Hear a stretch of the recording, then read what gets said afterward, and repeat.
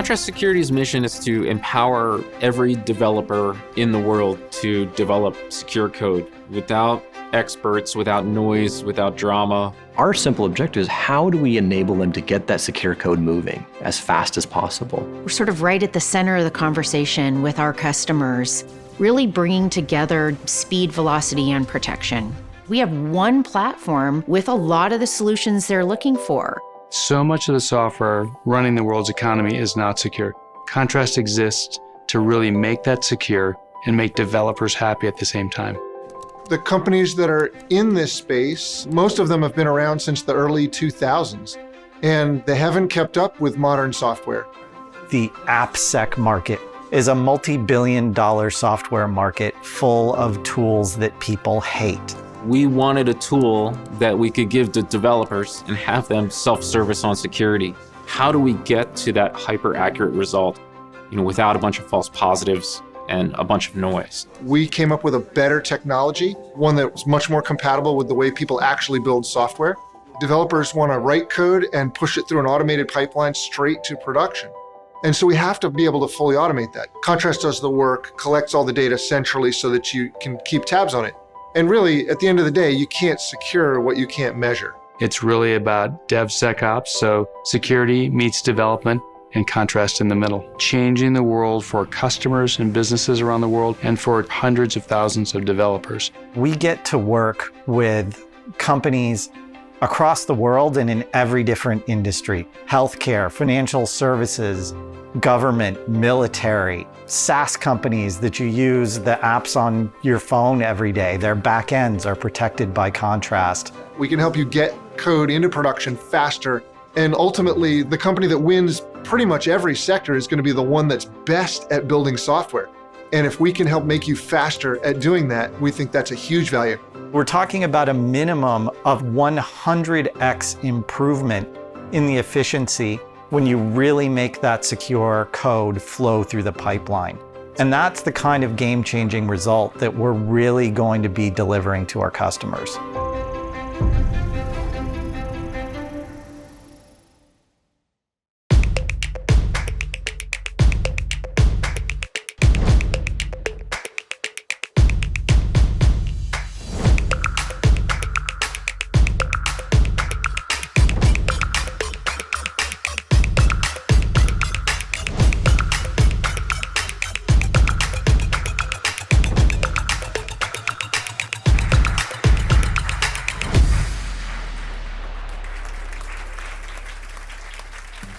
Good evening and welcome to TLC TV, the technology show brought to you by the Technology Leaders Club. The topic for today is software development and operations. Joining us this week is Head of Security Consulting and Architecture at Albemarle Bank, is Abhishek Vyas.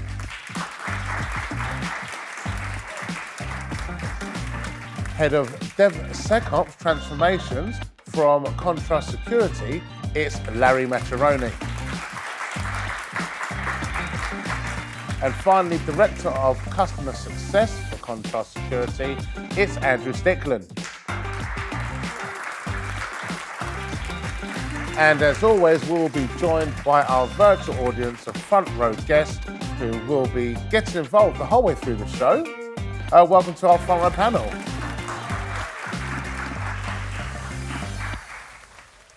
Today's show is all about software development and operations, or DevOps as the cool kids call it.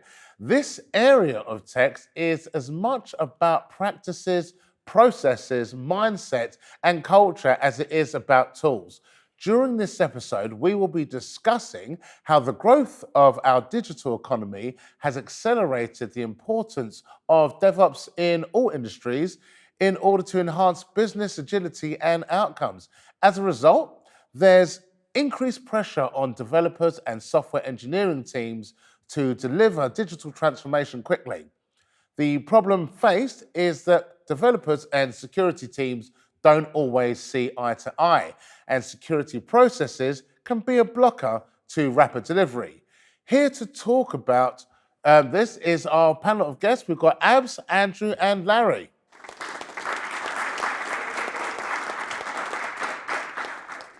But before we get into that, let's find out a little bit more about the panel. Abs, Head of Security Consulting and Architecture for Aldermore Bank. That's what we know about you from LinkedIn, but what's something that people won't know about you? There's a fair few things. I mean, I don't actually have any abs, as people may be able to see, but I can still put a 5K run in 27 minutes, which I'm quite pleased about. 27 minutes? That's right. I did a 5K this morning. Let's not talk about the time. Let's just say that yours was marginally faster than mine by a bit. What else to say? I've also seen that you're an author as well. Yeah, so in my spare time, I write some papers for the Cloud Security Alliance. Okay. I'm keen to contribute to the industry. Right. Sharing my learnings, sharing my battle scars, trying to make sure other people don't get them. So sharing is caring, I'll say. Okay, and this is quite shocking for most people, but you're an Arsenal fan. Yep. How did you tell your parents? I'm invincible. That's how I told them. Perfect. And going to you as well, Andrew, Director of Customer Success for Contrast Security. And I've been told that you have a celebrity lookalike. Yeah, something like that, yeah. So if you take the full beard off, many years ago now, well, probably about 5, running the proms for my son's graduation from school.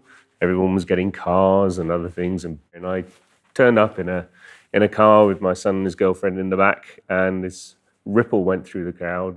Here's Paul Hollywood. Not a great likeness, actually. I would have guessed Kenny Rogers. That's the other one that's coming up these days with the longer beard. Have you ever been stopped and someone thinks you're them?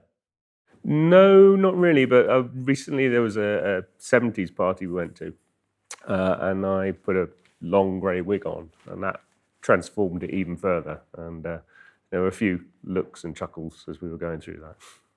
And Larry, Senior Director for DevSecOps and Engineering. What's something we won't know about you?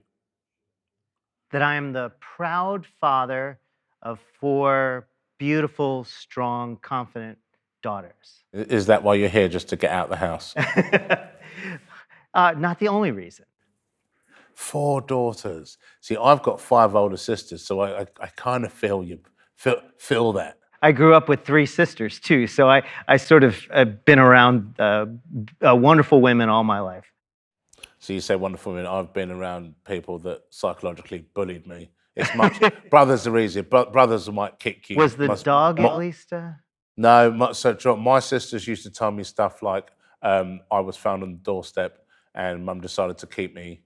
And of course I was like, no, you're wrong. But then they'd say stuff like, why do you think you're the only boy? Which when you're 6 makes a lot of sense.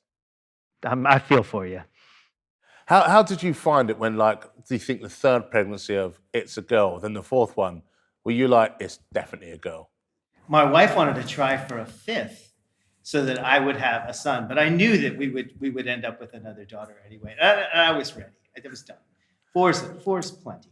4 is plenty. Someone with 2, 4, like, I couldn't imagine double that. Do any of the others, do you have kids? Yeah, I have 3 boys. I'm not sure which is worse. I think it doesn't really matter. It's whatever comes along is challenging and an evolution. Perfect. Well, moving on, we will be back to go through DevSecOps with the help from the front row panel and our guest today, back after this break. See you shortly.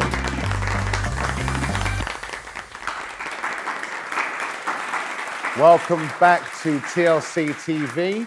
Diving straight into the topic of discussion today. How has the function of DevOps evolved over the last decade? I'll take this one, or at least start off. I think of DevOps as the natural outcropping of the Agile movement, and then you could consider this part of the Agile movement or a separate movement, the Lean Kanban movement. If you look at the 3 ways of DevOps, the first way is flow, which is exactly what the Lean Kanban movement was focused on. The second way of DevOps is feedback. And the third way is experimentation and learning. And the Agile movement was all about learning by doing and evolving even your process based on feedback and experimenting and learning. So DevOps is just the natural next step in the progression of history. It's also a nice follow-on from a completely different perspective. Agile, to a large degree, was about breaking down the silo between the development team and the QA department on one side and the product people on the other side. And DevOps is about breaking down the silo between the operations folks and the development team. And I think DevSecOps adds security into that mix and breaks down the silos and even shifts ownership somewhat of QA and ops and security to the development team. There's been a huge evolution over time. I started in development in the mid to late 80s with waterfall, seeing rapid application development through Kanban, test-driven development. Sorry, not Kanban. Test-driven development. As you mentioned, Agile, which was a reaction to the challenges that teams were facing at that time, and that continues today. And I think we're still a long way from any sort of perfection. We'll never get there. Well, no, perfection's never achievable, but we're making strides in the right direction. Exactly. Yeah. I just hesitate a little bit on the term DevSecOps, as I know you have as well. And it sounds like we're sandwiching things in, but it's always been a part of it. Yeah, I have a love-hate relationship with that term. On the one hand, I like to talk about the security aspects, but as you were saying earlier, if you're doing DevOps right, the security part is essentially included already. Yeah, I totally think that as well, because ultimately, I personally call it secure DevOps, because it's baked into the way people develop code, as opposed to something in the middle, as you mentioned, or something at the end. It's just there, done by design, baked in, ready for the business to absorb the value from. And that's kind of takes us to where we're at now, which is the developer-first security movement. What does that mean to you? So for me, it's more about trying to anchor the DevOps practice with good risk management moving forward, understanding what your vulnerabilities are, what your architectural weaknesses are, and really allowing the developers to self-service and do security for themselves, because ultimately they are quite close to what they're releasing, i.e. they are the cooks in the kitchen. I love to eat, so I can't help making food references.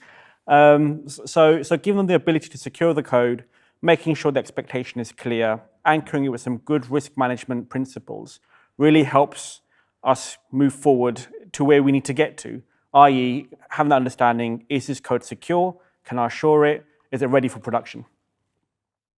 Yeah, I love that. I think I have the same definition for DevOps as I do for DevSecOps, and it fits right in with what you're talking about. To me, both DevOps is essentially empowered engineering teams taking ownership of the security of the products that they're developing. And they have to gradually become worthy of that trust of taking ownership of it. And to me, the whole DevOps movement is really about helping them, coaching them, toolsmithing with them so that they can take ownership of more and more aspects of the whole value delivery chain that is software development. And when you come down to it, just like quality, functional quality, security is a responsibility of the developers. That's where it fundamentally needs to be resolved. But a lot of times we've seen, leading up to now, that it's an external function, just like QA used to be, as you were mentioning earlier. So there's an enforcement element, there's lack of empowerment, there's lack of responsibility, the responsibility is pushed externally, but developers need, as you say, to take that ownership of that problem. So there's two problems with that throw it over the wall approach, and this was true with the QA aspect, and it's definitely true with security today. The first problem is that it's not very efficient or very effective. You optimize decisions for the silo you're working in. So if developers know there's a group after them, a siloed function after them, that's going to make it quality or make it secure, then they take less responsibility for it and they don't make optimized decisions. Do you think there's also a lack of understanding about each other's objectives?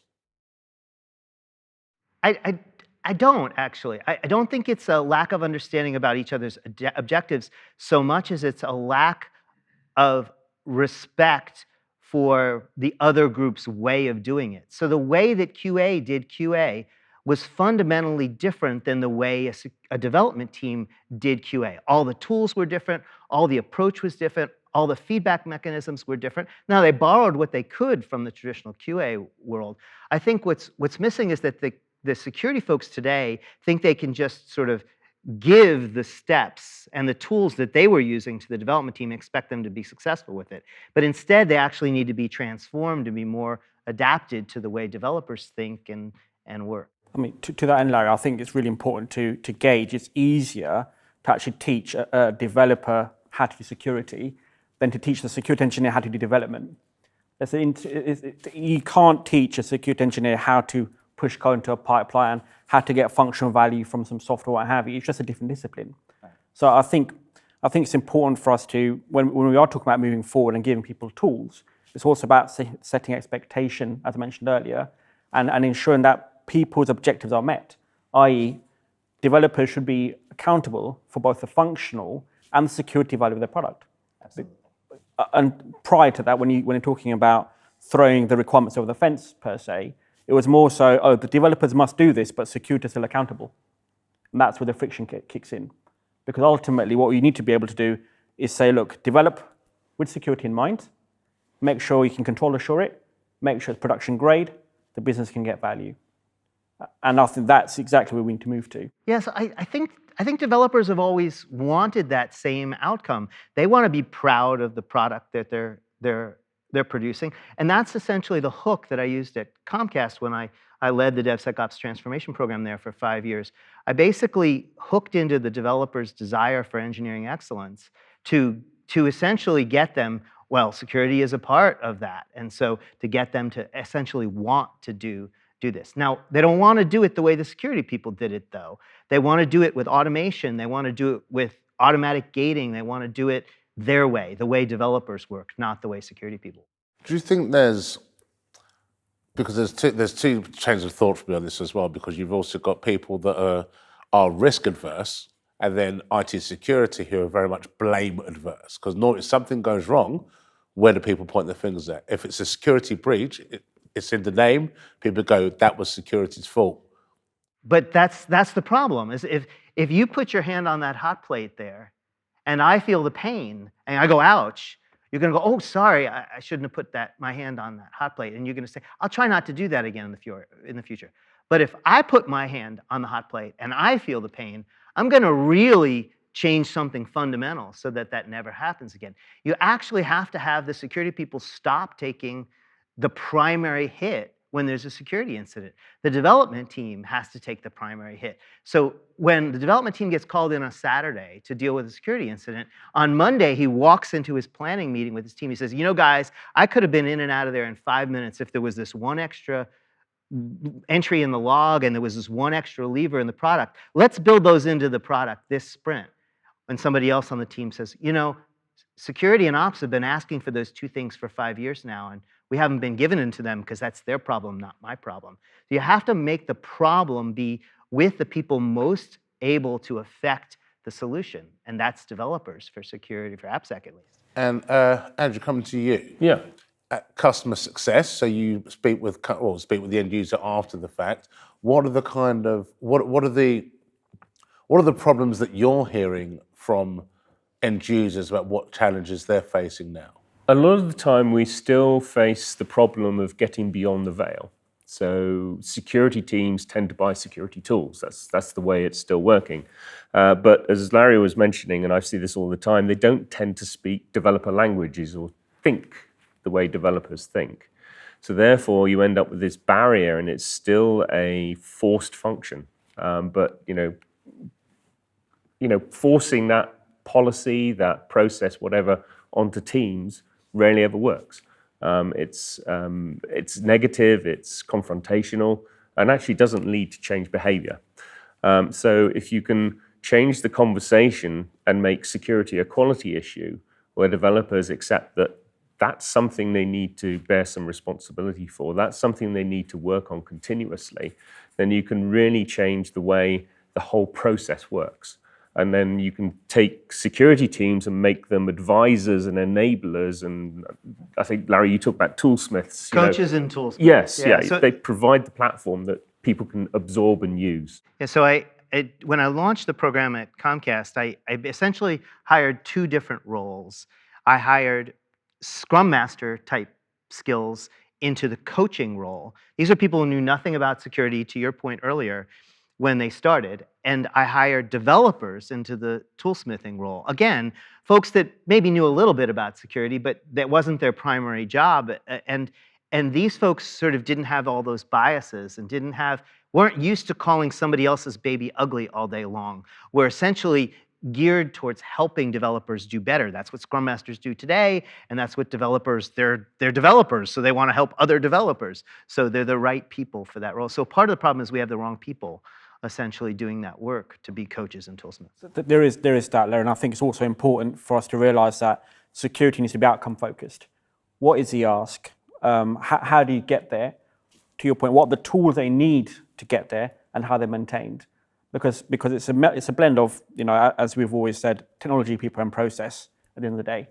And it always goes back to those three things realistically, along with a blend of culture to make sure that it gets done reliably. Because whilst, for many security folk, it's about getting that release done, that individual release, in actuality, it's about making sure that product remains secure over its lifetime, i.e. it's built, it's run, and it's decommissioning. Because a lot of people don't think in that product security sense at the moment. And I think it's really important to make it, as I said earlier, the developers are accountable for making sure it's in there, whereas security teams are accountable for making sure that the developers know what they need to do.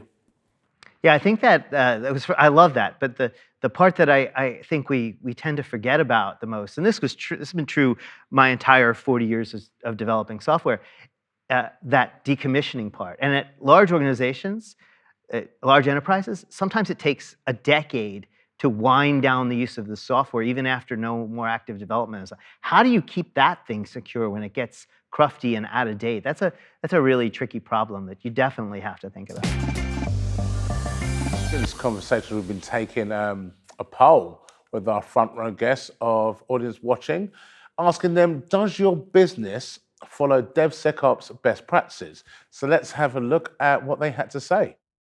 Okay, quite interesting. There's a few more yeses than I've often seen for this type of question, so people are making progress there, definitely. No's are, again, a little bit higher than some, but often people have been on this move through. I guess the question is, for me as well, what is this DevOps but no DevSecOps? Is security completely eliminated? We see that a lot. It's still a siloed operation. And how are people tend to pull people into this and move forward in the right direction? We're getting there about 50%. It's actually quite good to hear, based on what we've heard. I guess the skeptic in me is not real happy about that being the dominant slice there, because it feels like we're getting there. It could be essentially, we're thinking about it, or we've made real fundamental progress that is already starting to reduce our risk. And I think that's sort of like a catch-all for it. I think the way to think about it, though, is not at the organizational level. It is at the individual team level. We had 600 different development teams at Comcast that were at 600 different levels of maturity and progression along this scale, and you had to treat each individual development team and take them, accept them wherever they start, wherever they are today, and help them move along that progression as rapidly as possible. You can also be getting there for a long, long, long time. We've been 30, 40 years in evolving development and how we work. So how long is that getting there period? It can be, it's transformational, so therefore you're talking a year or so probably to... Took me a year and a half for an individual development team to essentially get through my program, to go from very low levels of software engineering, cybersecurity maturity to very high levels of maturity. And over the course of 5 years, I only had gotten about 150 of the 600 teams through that program, and I had another 150 in process. So it would have taken, it's going to take another 2 or 3 years for Comcast to get everyone through that program. I mean, the other thing we have to bear in mind is that not all businesses' sole purpose is to develop software. So it will take time. They're not all going to be software companies releasing code all the time. It's not their primary driver to release software quickly like it would be for a software house. Most businesses are creating profit, in the financial services sector by having other insurance products, banking products, pension products, what have you, that happen to use digital first. So I'm quite encouraged to see that statistic saying, look, we recognize we need to get there. It will take some time. But ultimately, even if you are doing DevSecOps, there's different levels of maturity that kick in. You can do an ad hoc implementation. You might get into a point where, okay, it's reliable, but we've got no metrics. And then at the end, you might have some dashboarding, for example, that'll kick in and say, look, I'm actually doing this. But then you have to start upgrading libraries, version of software. You decide, you know what, I'm not going to be in Azure anymore, I need to move to GCP. It's an evolving landscape. So in my opinion, you're never really done. You're always moving, and you're always moving forward. But people are saying, software eating the world, every company is a software company, even if that's not primarily what they do. And surely all senior board members have got to be thinking, there is a software element to how we operate our business. So we need to think about this journey. And I totally agree with you. But I mean, ultimately, if you look at a board and its composition, the board is more interested in opening up revenues in new markets, mergers and acquisitions, for example, or creating new products. DevSecOps is just a way to get there. There's a lot of people, you think, depends on the age of the company as well. Say, for example, a company that started turn of the century, that have got data records dating back how long, and they're still trying to digitize those, but don't seem putting the value of a bigger IT resource in, so they don't have the people now to actually start turning that to more software. But those companies are losing, they're being disrupted by newer, more agile, and more digitally oriented strategies. Nike thinks of themselves as a software company now. They make shoes, right? How could they be a software company? But they made a decision that if we're going to win, we have to shift and think of ourselves that way. Cars, more and more, are more about software. It's a bigger element of the value delivery. So automobiles, all about machinery, right? No, it's really more about software now than it is about machinery. I mean, I do agree with your view, in terms of it is getting more to that software edge. But ultimately, some businesses need some time to adapt and move that area. It requires a significant reorganization on how the business is set up to deliver that. But if they take too long, a competitor will come and eat their lunch. Yeah, we've still got banks and financial institutions and other running COBOL on mainframes. Indeed. Government's still there. Imagine doing DevSecOps on that. But even but every bank I've worked with has that. But they also, every bank I've worked with has a whole group that's focused on rapidly delivering value via their mobile or web banking. And if you didn't do that, you'd be out of the banking business now. So they at least have a part of it. That's why I don't like to think of the organization as a whole as maturing on this journey. I like to think of each individual development team as maturing. And if you look at the stats, again, over half people recognize that they need to get there. And it's for that exact reason. You don't want to become extinct or irrelevant in the market space, because developing new products needs to be cheap. You need to be able to release updates quickly and effectively. They need to be available on websites, apps, mobiles, tablets, wherever you access information from. And you literally can't do that if you have waterfall-style development practices today, because people expect that information to be just there as soon as you release a bit of information in the news, for example. And if not, they move on. And in fact, I think if we looked at that pie chart, it's over 3/4 are moving in that direction. Indeed. So it's quite a positive message from my perspective that people are starting to think about embedding security and DevOps practices moving forward. Okay. So that completes the first section of the show. We will be back after a short break to discuss what does the future hold for DevSecOps. We'll see you shortly.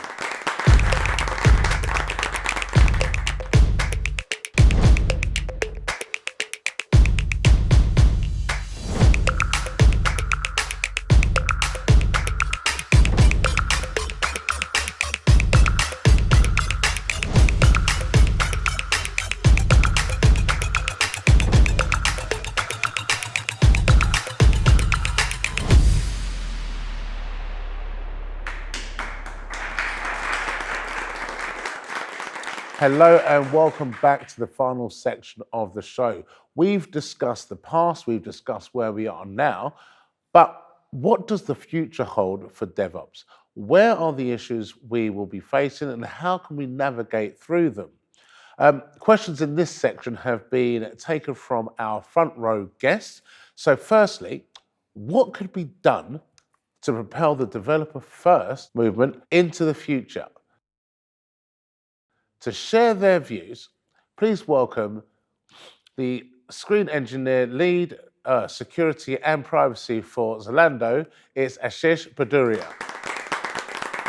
In my opinion, we were just discussing this, and this totally depends on organization to organization, company to company. My company, Zalando, is literally a cloud native first, developer first company. We can move really fast. We have the entire kind of infrastructure in-house built. We can move things really fast, right? And if we decide that we have to build a kind of a new security check in our developer workflow, we can just introduce that, and then we can ask our platform engineering tools team to build some of the security checks. They can do it, and then within a week or two we can operationalize things for the whole scale of our company. But imagine this in a more kind of regularized environment, or in a bank, or in a legacy setup. How do you do that there, right? So it depends totally on environment to environment. If it has to be done in a more kind of tech focused company, I would say just focus on your developers, focus on your development workflows, and then discuss with your engineering teams that how and what are their security requirements, and then basically create a customized kind of solution. DevOps in itself is the name of kind of customizing your development workflows, right? Introduce security there and security checks, and then ask your development team to adapt to it, train them, work with them, and then operationalize security. That would be my take on this.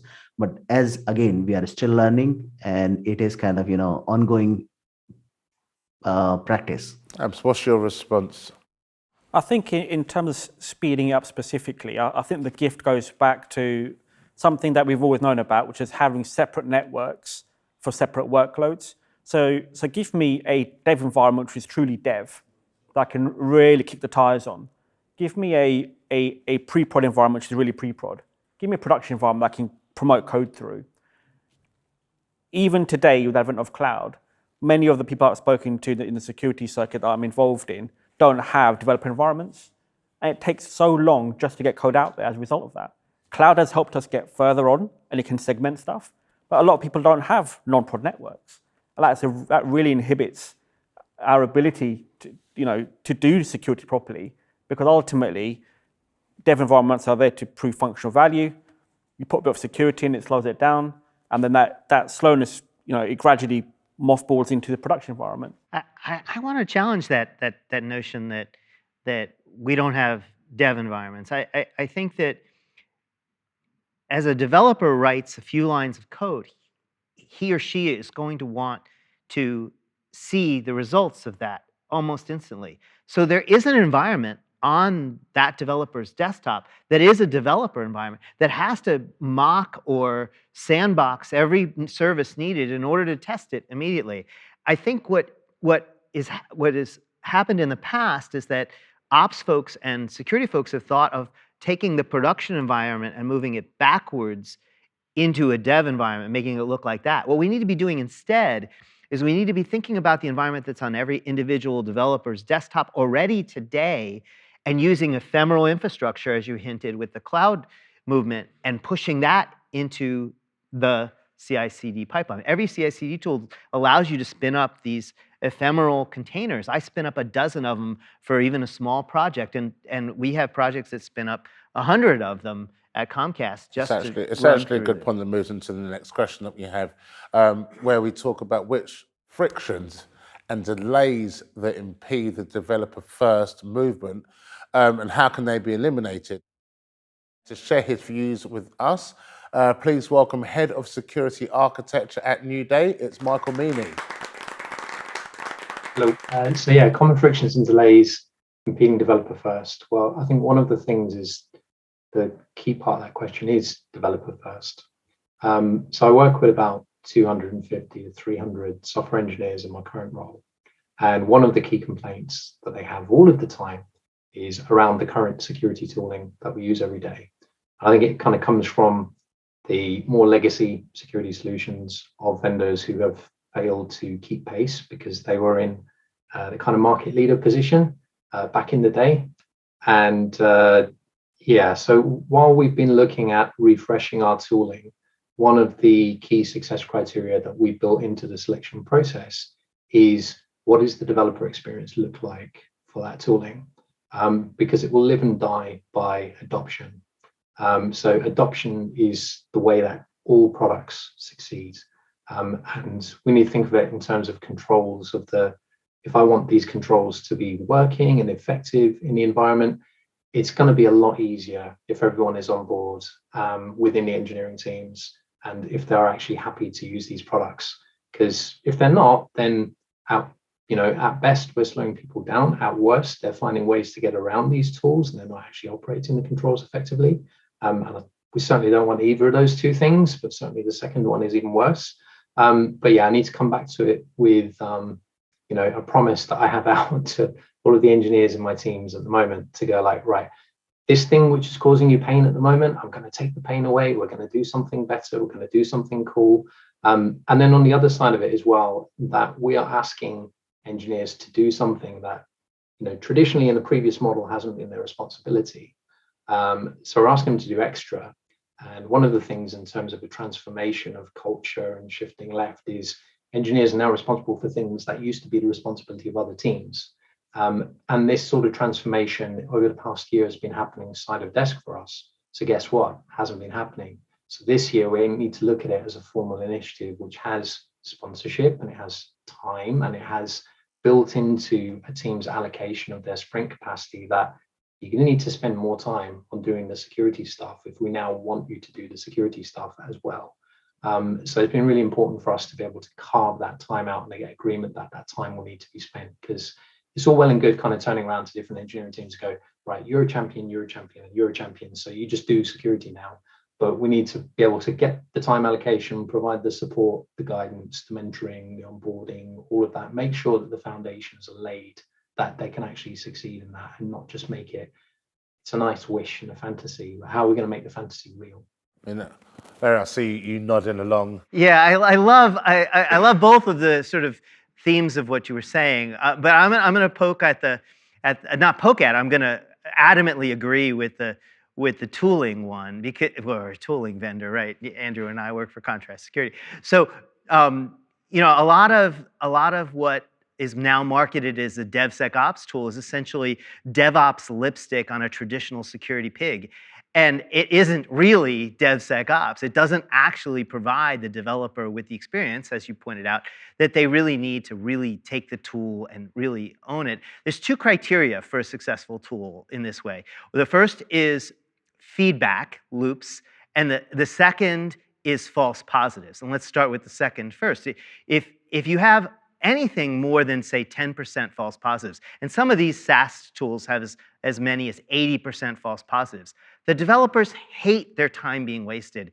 And they magnify that in their head to the point where, as you indicated, they want to bypass the tool often. And so you really need a tool with very low false positives. By the way, Contrast Security has two tools with the lowest false positive rates in the industry. Our IS tool gets near to zero false positives, and our SaaS tool has the best false positive rates of any SaaS tool. And then the second thing is feedback. And this is as much about processes as about tools, but the tool aspect actually has to work fast. And so we have the fastest, by an order of magnitude, SaaS product on the market. And our IaaS product essentially works in real time as you test, as you do ad hoc testing, as you do automated testing, you're getting automated feedback from security. And I'll leave the process feedback loop maybe to somebody else. I rambled on for too long here. So I think there's actually a third pillar there in this space. One is, obviously you're alluding to what the security tool can do. There's also security of the tool in itself to stop developers suppressing configuration so they can't bypass, as Michael was mentioning earlier. So when you look at integrating security, the security posture into the pipeline, actually securing the tool becomes quite pivotal. So it in itself should not be able to have a bypass enabled. So otherwise, you get issues with developers almost suppressing errors to release the code to the next stage. So yeah, that does happen. And if the tool is an impediment, then people will bypass the security gate, whatever it might be. Yeah, or the tool itself, even the tool or via even the service, because they've got to get something into production. Yeah, Business so my point is the security tool is only as valuable as a policy it implements. Yes. And you need to get the policy right. And that needs to be agreed with the development community. And then over time, as you ratchet up the posture, get the feedback going. Who would set the development policy, though? This is it. The security part of it. So my personal take on this would be to set up some sort of community of practice where you co-share that posture and it becomes a target state. And then over time, you ratchet it because you can't solve all the issues in the next release. You have to gradually reduce the risk as you move along because that's how you're going to work it. Otherwise, you end up being in a situation where you have little security to a lot of security very quickly, and then the code doesn't get released and it becomes blocked. I sort of like what you're saying, but it's got to be on a development team, per development team ratcheting. You set the policy really low at first for every development team, for every app, and then you encourage them to slowly turn it up. And the security folks just that's the way they did with the policy dial. Back in the day with content filtering. So Indeed. allow everything through, and then see what's coming through, and then tighten it up as well. Exactly. So for those on the Agile DevOps path, can we utilize the Agile strategies that have changed developer behaviors already to propel the developer-first security movement? To start us off, welcome to the screen, Head of Innovation in Security for BBVA, to share his thoughts and views with us. It's Luis Saez. Hello, everybody. Yeah, the question about how to adapt the security to the emerging architecture, to the new ways to do. We used to have a big design up front, a big threat model up front, a big security model up front, a big security testing, ethical hacking, pen testing up front. So we need to change all of this. We need to approach our developers, but we can also leverage how they do, how they current do they work. They have moved from being just devs to be DevOps. They can adopt another culture. They can adopt the DevSecOps culture. So as some of you have previously said, it's something that they have been, so they can change to do new things and being responsible from end to end, including security. They use agile development, and so we can move to do agile threat modeling in every sprint or in every major planning. If there is some changes that will affect security, the team must do its own threat modeling in their own cycles. And we can use some of their practices or some of their knowledge to use in our favor. Some of them are using domain-driven design. We can use domain-driven design lessons to learn, to teach them how to threat model using trusting domain boundaries. If we approach with the same language, they will follow. Abs, what's your experience within this? Yeah, so I broadly agree with what you're talking about there. My only bit of feedback is to make security simple for the development community. I'm starting to work on a view of creating what I call a security stories backlog, which is essentially goes into the product world, and you've got your guardrails set out there, and it lets you know the sorts of things you need to do.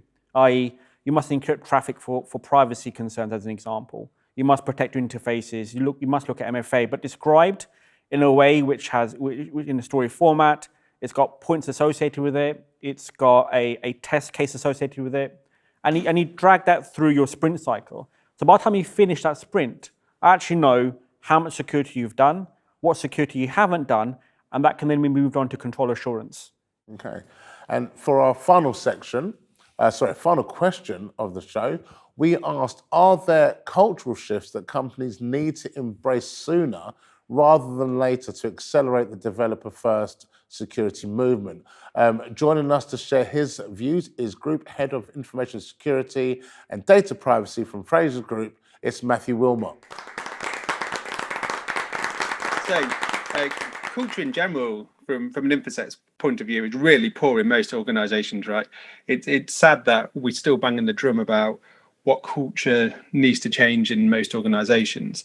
But in regards to this particular movement, we need more alignment with different parts of the business. So in my organisation, InfoSec is a standalone department. So we need a closer alignment with our colleagues in IT who do the development. So it's the whole shift to the left. And I know we've been talking about this, especially in the chat as well. There's been a few people mentioning this.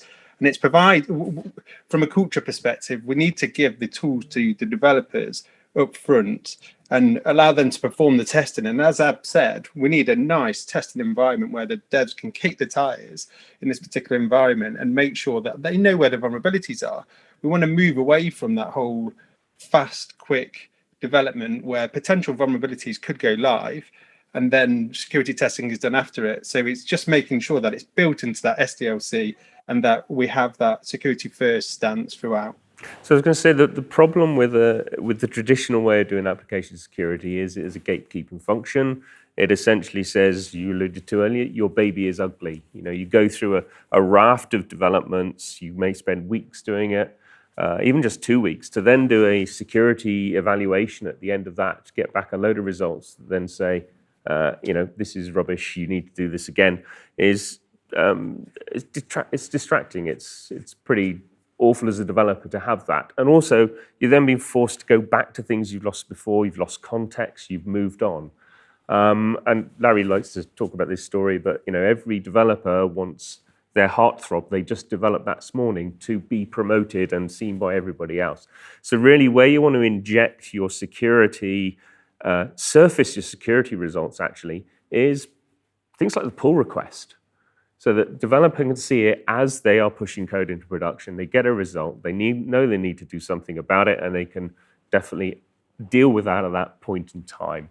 If you continue to go down the path of enforcement and gatekeeping, etc., you just blocks people's will to work with what's going on. So that's the way, obviously, not to do it. So my role is DevSecOps transformation. It's essentially cultural transformation. So I like to focus on three things when I'm coaching leadership executives at an organization to do any sort of transformation. I did Agile transformation consulting, DevOps transformation consulting, now DevSecOps. Basically, there's three things. The first is structural barriers. So things like who reports to who and what you're responsible for and what you're allowed to do and empowered to do with tools, et cetera. You have to focus on the structural element. You have to focus on the mindset elements. How do you think about the problem? How do you think about what the key criteria for the solution are? And then you have to focus on the behaviors, the practices. And you can't do any of these sort of one at a time. You have to sort of increment each of them sort of lockstep. And that's how you get to cultural transformation. And again, you don't do it over the entire organization. You do it one development team at a time. I mean, there is that, but I think one thing that you've missed out, Larry, unfortunately, is that developers don't get rewarded for doing good security, in today's age. Unless you're a security company, why would you want to? What reward do you give a developer? Here's the reward: they get out of using those crappy tools that the old security way of doing it forced them to, and they get out of being told their baby's ugly all the time. So there's a lot of motivation. Not everyone's going to go to Harley Street to get plastic surgery. Let's put it that way. It's actually about making people feel good about doing security well, and that's where culture comes from. Well, we gamified it. We scored this and we gamified it at Comcast. There was a leaderboard of the teams with the most improvement in the last 90 days of these various And this is what I'm driving at, really. Exactly. Because people follow success and people follow a pattern. And rewarding people to that end will encourage other people and motivate them to do the same thing. And you get responsibility, you get seniority, you get people getting awarded, for example, maybe even bug bounties, in an extreme case. But it's really about having that reward mechanism to drive that culture from the top down, in my opinion. Okay, and for our last question of the show, this comes from IT Audit Manager, VP from Credit Suisse, it's Gary Marshall. Yeah, sorry, I'm on mute. How do you address the challenges of things like the GDPR, which has very strict controls around access to personal data, and managing that in a DevOps environment? So, do you want? No, Karen. So first of all, you can't have privacy without security. So if you just focus on the mechanics of allowing people to control what you're allowed to do with their data, you're missing the boat, because if a bad guy can come in and steal that data, obviously the people don't have privacy anymore. And so I think that the nice thing about things like GDPR and the California Consumer Privacy Act on the US side of things is that it's actually creating more motivation for organizations to invest in this. But I do think, though, that if you just focus on the mechanics of controlling access to the data, you're missing a big part of it. And you need to step through the high security gates before you get to the true privacy gates, in my opinion. I mean, there is that, but I think there's some basic, stuff they can do. As an example, make sure that your error logs don't contain PII, as an example, when you start developing code. Make sure your code is executing on a trusted platform, making sure you've got appropriate sandboxes. There's architectural steps you can take to contain the blast radius of a GDPR type issue. And that's irrespective of your DevSecOps pipeline or your CI/CD platform. That's just doing good security hygiene and ensuring that your requirements that form part of the GDPR compliance are met. Because GDPR is just how you report on privacy compliance matters. Encryption, RBAC, patching, vulnerability management, all these things I'm describing is just good security hygiene. I don't really have much to add other than really, there is the challenge of how do we test this properly if we don't have real life data, which has always been a problem. So, security testing should always be there, should be pervasive throughout all of your environments you're working in. And yes, you then have a challenge as you get towards production and pre-production environments that maybe should have sanitized data in, etc. But pervasive testing across the development lifecycle at every stage in every environment gives you the biggest picture and the best picture of your risk profile. Yeah, I mean, you're right. Control assurance is critical in every environment as you move up the stack, as your data becomes more valuable. So my personal recommendation would be to have a strong compliance assurance program wrapped around your DevSecOps pipeline to assure that, yes, I'm compliant to the legislation as per it's written. And it's not just those two that have been mentioned. No, there's others as well. There's others as well. Tons of them, different industries. Depending on which part of the globe you operate in as well. And MISRA for automotive. Let's stop with the acronyms. Perfect. Thank you very much. That's all the time we have today. Thank you to all of you for joining us at home. And thank you once again to our panel in the studio. Our guests today have been Abs, Larry, and Andrew. We will be continuing the developer first conversation in a series of virtual DevOps masterclasses offered by Contrast Security throughout 2022.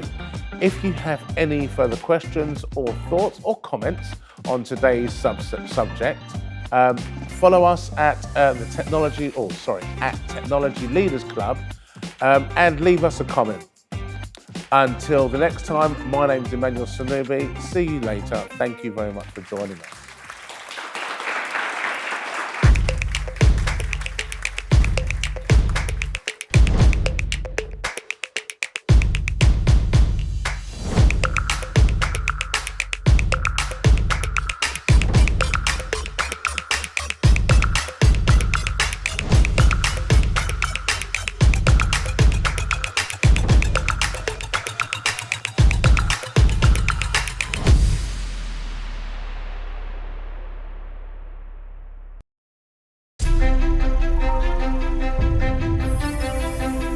Contrast Security's mission is to empower every developer in the world to develop secure code without experts, without noise, without drama. Our simple objective is how do we enable them to get that secure code moving as fast as possible? We're sort of right at the center of the conversation with our customers, really bringing together speed, velocity, and protection.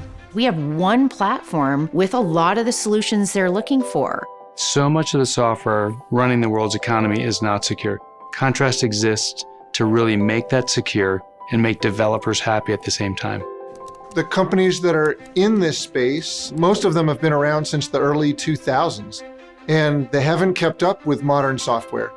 The AppSec market is a multi-billion-dollar software market full of tools that people hate. We wanted a tool that we could give to developers and have them self-service on security. How do we get to that hyper-accurate result, without a bunch of false positives and a bunch of noise? We came up with a better technology, one that was much more compatible with the way people actually build software. Developers want to write code and push it through an automated pipeline straight to production.